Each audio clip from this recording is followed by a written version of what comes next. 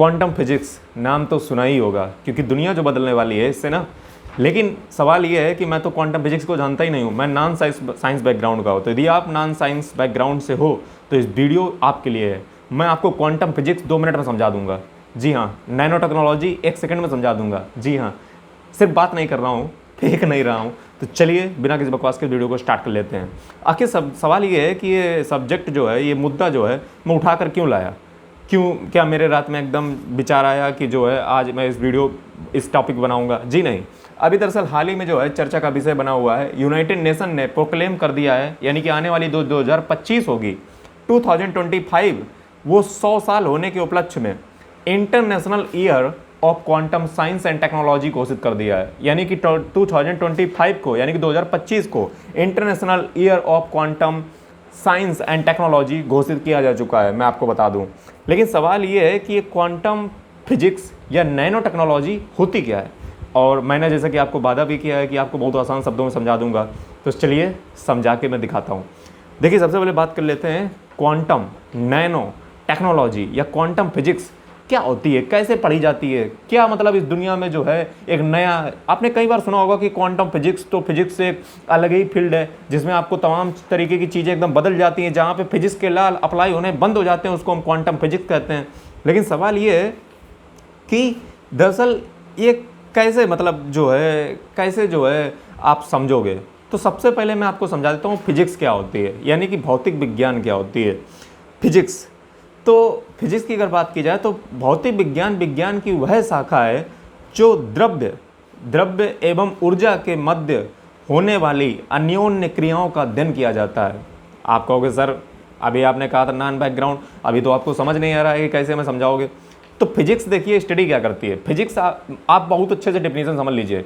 Physics क्या करती है कि मैटर में क्या आता है, सॉलिड, लिक्विड, गैस, प्लाज्मा और जो है बोस, आइंस्टीन, कंडेंसेट, ऐसे करके उस दुनिया में जो है जो स्टेट हैं, टोटल 22 स्टेट हैं। अभी जो हाल ही में जो ज्ञात स्टेट हैं दुनिया में, जो मैटर की स्टेटें हैं, वो टोटल 22 हैं। Solid, liquid, gas, plasma, Bose, Einstein, condensate, ऐसे करते हुए टोटल 22 स्टेटें हैं।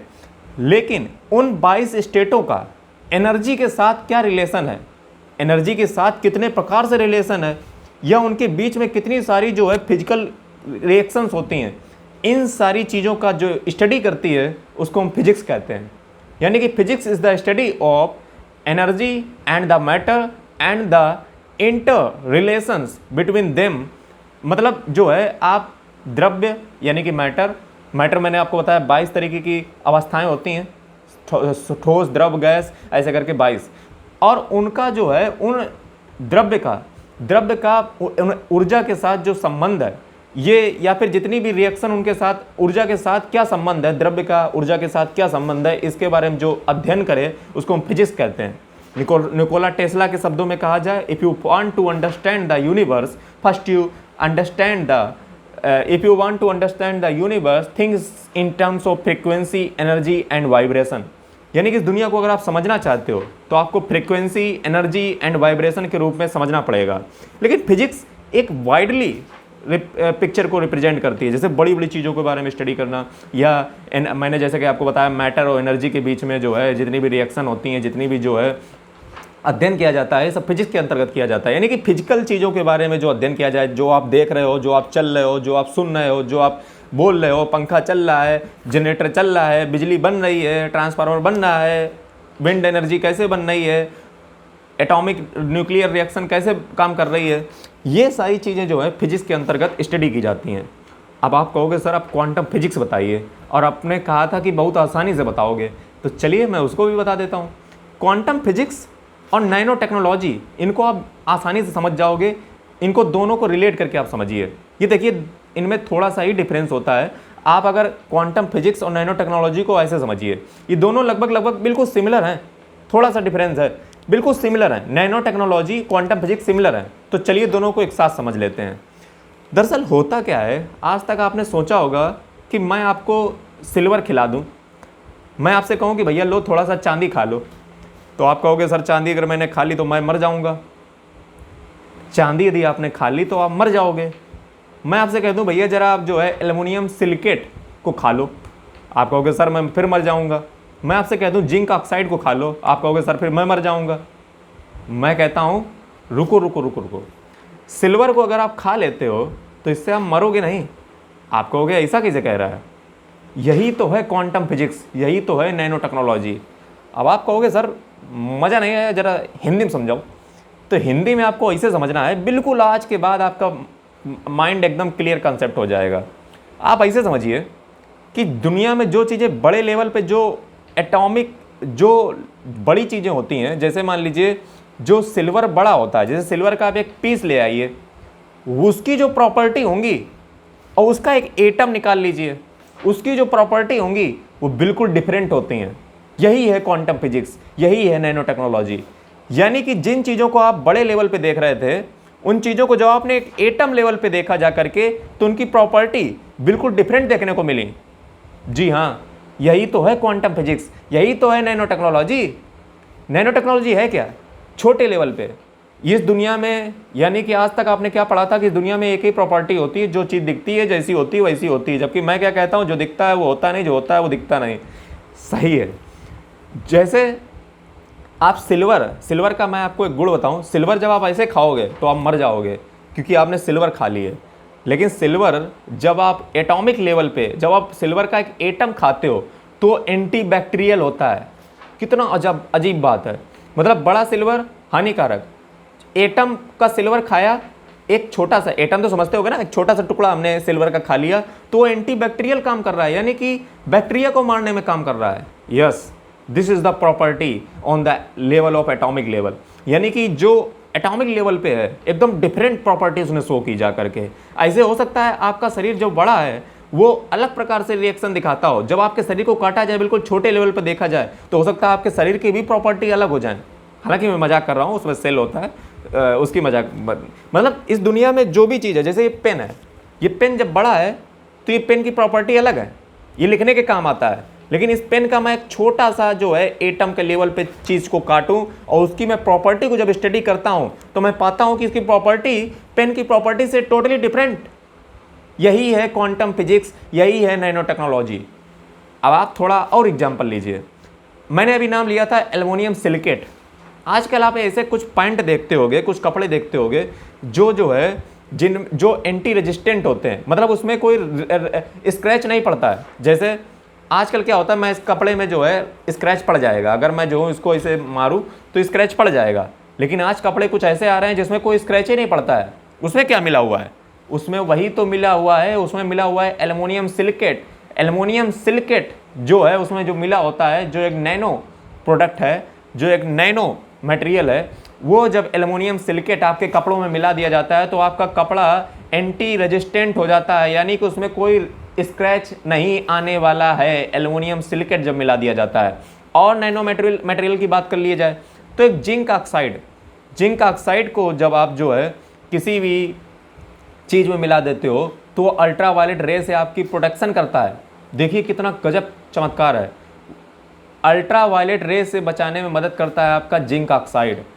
अगला मैं एग्जाम्पल लूँ तो अगला एग्जाम्पल है आपका ग्रेफीन। ग्रेफीन क्या होता है? दरअसल आजकल जो है आपकी फोल्डेबल, कुछ सैमसंग ने अभी लॉन्च किया था मोबाइल फ़ोन, फोल्ड हो जाता था। वो फोल्ड मोबाइल कैसे हो जाता था? उस फोल्डिंग के पीछे जो जिम्मेदार है वो भी नैनो टेक्नोलॉजी है। दरअसल ग्रेफीन एक कार्बन का नैनो मटेरियल है जो है उसमें मिलाया जाता है, जिसके कारण वो फोल्ड हो जाता है नैनो लेवल पे। तो आपने महिमा समझी क्वांटम फिजिक्स की, नैनो टेक्नोलॉजी की। अंत में अगर मैं सार इसका बताना चाहूँ, सार बस इस कहानी का इतना ही सा है कि जो चीज़ें हमें बड़े लेवल पे दिखने को मिलती हैं, जो प्रॉपर्टी, जो गुण, जो विशेषताएं हमें किसी प्रोडक्ट की, वो कोई भी दुनिया की चीज़ हो, उसको अगर हम छोटे लेवल पे देखें, उसका एक एटम को निकाल के देखें तो उसकी प्रॉपर्टी टोटली डिफरेंट होती हैं, टोटली अलग होती हैं। और इसी चीज़ को हम स्टडी करते हैं क्वांटम फिजिक्स या नैनो टेक्नोलॉजी के अंदर, कि वो चीज़ें जो हैं, अभी तक विज्ञान क्या स्टडी कर रही थी बड़ी बड़ी चीज़ों के बारे में, जब हमने एटम के लेवल पे देखा तो फिजिक्स के लाभ फेल हो गए। अच्छा, क्वांटम फिजिक्स में ऐसा क्या होता है? तो क्वांटम फिजिक्स में ऐसा होता है कि दरअसल आप ऐसे मान लीजिए कि अभी तक क्या माना जाता था, जो हमारी जो क्लासिकल या क्लासिकल तो कहना, जो पुरानी मई फिजिक्स थी वो क्या कहती थी कि एक जगह पे दो आदमी नहीं रह सकते हैं। अगर पॉली एक्सक्लूजन प्रिंसिपल अगर आप देखो जो क्वांटम फिजिक्स में पढ़ाया जाता है, जिसमें जो है फर्मियाक जो प्रिंसिपल है या पॉली एक्सक्लूजन प्रिंसिपल है, या जो है जो बोस आइंस्टीन कंडेंसेट को फॉलो नहीं करते हैं, for example electron and proton, उनमें क्या होता है कि अभी तक इस दुनिया में माना जाता था कि अगर ये पेन है तो इस पेन की जगह पे कोई दो चीज़ नहीं आ सकती हैं। जैसे ये पेन है, इस पेन के जगह पे क्या ये पेन आ सकता है? आप कहोगे सर ऐसा कैसे हो सकता है, एक स्पेस में एक ही पेन तो आएगा।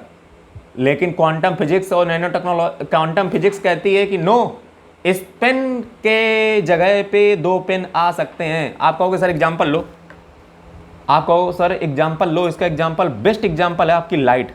जब आप एक कमरे में एक बल्ब लगाते हो तो रोशनी कम होती है, ज़्यादा बल्ब लगाते हो तो रोशनी ज़्यादा हो जाती है। अब आप कहोगे सर समझाना क्या चाह रहे हो? मैं समझाना यही तो चाह रहा हूँ कि आपका कमरा का स्पेस तो उतना ही है, लेकिन लाइट उसमें कैसे बढ़ गई? तो तुम कहोगे यार बेसिक सी बात है, बल्ब ज़्यादा लगा दिए हैं। लेकिन ऐसा क्या आपके कमरे में भर गया जो आपकी रोशनी ज़्यादा आने लगी? इसके पीछे जिम्मेदार हैं आपके फोटान्स।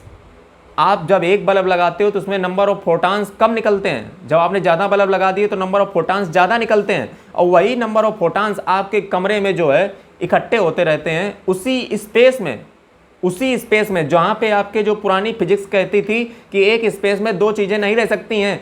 नई फिजिक्स आपकी जो क्वांटम फिजिक्स कहती है कि आप सुपरपोजिशन कर सकते हो, यानी कि जो है आप एक जगह पे दो लोगों को एक स्पेस में कई सारी चीज़ें आ सकती हैं।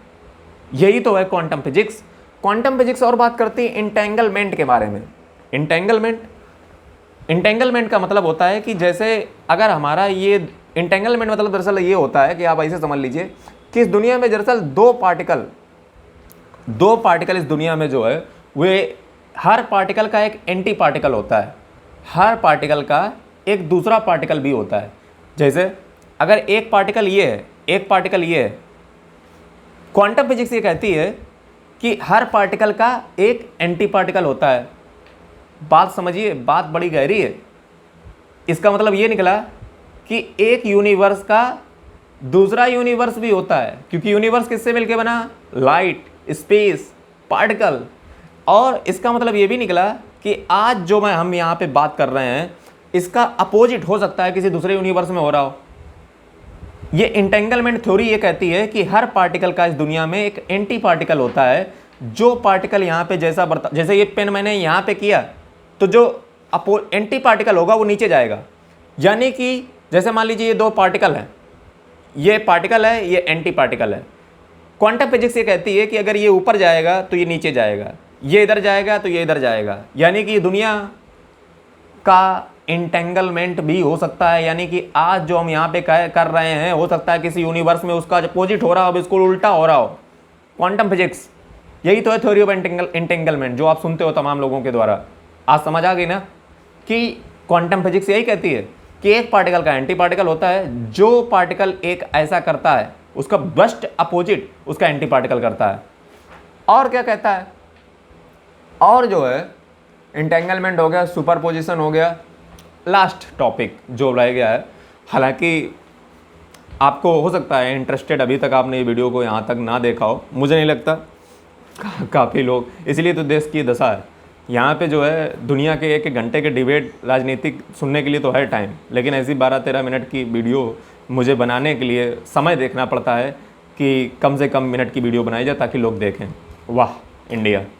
तो दूसरा क्वांटम फिजिक्स ये कहती है, क्वांटम फिजिक्स में दरअसल आज तक क्या जो पुरानी फिजिक्स थी वो क्या कहती थी कि इस दुनिया में जो पार्टिकल है वो पार्टिकल है। यानी कि लाइट एक पार्टिकल है, लाइट एक पार्टिकल है, लाइट एक पार्टिकल। जो पुरानी फिजिक्स थी वो कहती थी लाइट एक वेव है, यानी कि light is a form of wave.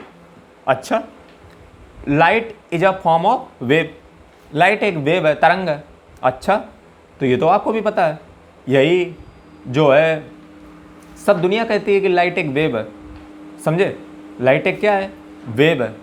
लेकिन सबसे पहले जो है न्यूटन ने इसकी थ्योरी दी थी। सबसे पहले न्यूटन ने कहा था कि लाइट, न्यूटन की एक कार्पेस्कुलर थ्योरी है, न्यूटन्स कार्पेस्कुलर थ्योरी, न्यूटन का कड़ी का सिद्धांत। ये कहता है कि इस दुनिया में जो लाइट है वो गेंद की तरह है, पार्टिकल की तरह है। इसीलिए तो आपकी लाइट जब यूँ पड़ती है तो उसी तरीके, जैसे यहाँ से लाइट पड़ी यूँ और यहाँ से चली गई यूँ, क्योंकि गेंद ऐसे आती है तो उसी टप्पा खाकर उधर चली जाती है। न्यूटन ने पहले कहा लाइट एक पार्टिकल है। उसके बाद न्यूटन का जो ये थ्योरी है वो रिफ्रैक्शन का लाभ समझाने में असमर्थ रहा, फेल रहा। उसके बाद एक व्यक्ति आते हैं हाइजीन, उन्होंने कहा लाइट एक पार्टिकल नहीं है, लाइट एक वेव है, लाइट एक इलेक्ट्रोमैग्नेटिक वेव है। Electromagnetic waves means that light एक इलेक्ट्रोमैग्नेटिक वेव है। एक लाइट जो है एक वेव है, ये किसने कहा? हाइजीन ने। मतलब लाइट का दो नेचर होता है, लाइट एक पार्टिकल भी है। मैंने आपसे कहा ना कि लाइट फोटान से मिलकर बनती है। Photon is a particle that spread light in all the direction. Photon से लाइट मिलकर बनती है, यानी कि फोटान एक पार्टिकल है जिससे लाइट जो है फैलती है, आपके कमरे में आती है। और लाइट एक वेव भी है, यानी कि वेव की तरह चलती भी है। इसीलिए आप देखिए ना, कहीं से भी घुस के निकल जाती है। तो लाइट एक वेव भी है, लाइट एक पार्टिकल भी है। ये दोनों गुण जो हैं ये स्टडी किए जाते हैं क्वांटम फिजिक्स में। इसका मतलब ये निकला कि हमारा शरीर एक पार्टिकल से मिलकर बना है, और जब दुनिया की सारी चीज़ें पार्टिकल से मिलकर बनी है, क्या उनको वेव में नहीं कन्वर्ट किया जा सकता है? यानी कि इन फ्यूचर अगर टेक्नोलॉजी इतनी इवोल्यूट हुई, इतनी विकास हुआ, तो हो सकता है हमारा शरीर आज यहाँ पे, चूंकि मैं पार्टिकल से मिलकर बनाऊँ और पार्टिकल को वेव में बदला जा सकता है, वेव को पार्टिकल में बदला जा सकता है। ऐसा हो सकता है कि मेरा शरीर यहाँ से गायब हो जाए और कहीं और वेव की फॉर्म में जा करके फिर पार्टिकल की उसमें आ जाए। जो क्वांटम फिजिक्स है वो जो इलेक्ट्रो वेव पार्टिकल डुअलिटी है, यानी कि द्वैध जो सिद्धांत है, जो दुई गुण है, यानी कि एक लाइट के, एक चीज़ के दो गुण होते हैं, एक वो पार्टिकल भी होती है और जो है एक वो वेव भी होती है। हालांकि आज तो जो मॉडर्न थ्योरी ये कहती है कि light is a form of electromagnetic wave that is totally perpendicular to the electromagnetic wave and magnetic field. Light जो है वो परपेंडिकुलर होती है किसके? वो electromagnetic field and magnetic field के परपेंडिकुलर होती है। ये जो है मॉडर्न थ्योरी कहती है। तो उम्मीद करता हूँ आज आपने जो है क्वांटम फिजिक्स के लेक्चर में काफ़ी कुछ समझा होगा, नैनो टेक्नोलॉजी के बारे में जाना होगा। उम्मीद करता हूँ वीडियो आपको पसंद आया होगा। पसंद आया वीडियो को लाइक करें, चैनल को सब्सक्राइब करें और अपने साइंस के लोगों के साथ शेयर करें, ताकि ज़्यादा से ज़्यादा लोगों के पास ये वीडियो पहुँच पाए और वो जान सकें कि क्वांटम फिजिक्स होती क्या है। धन्यवाद।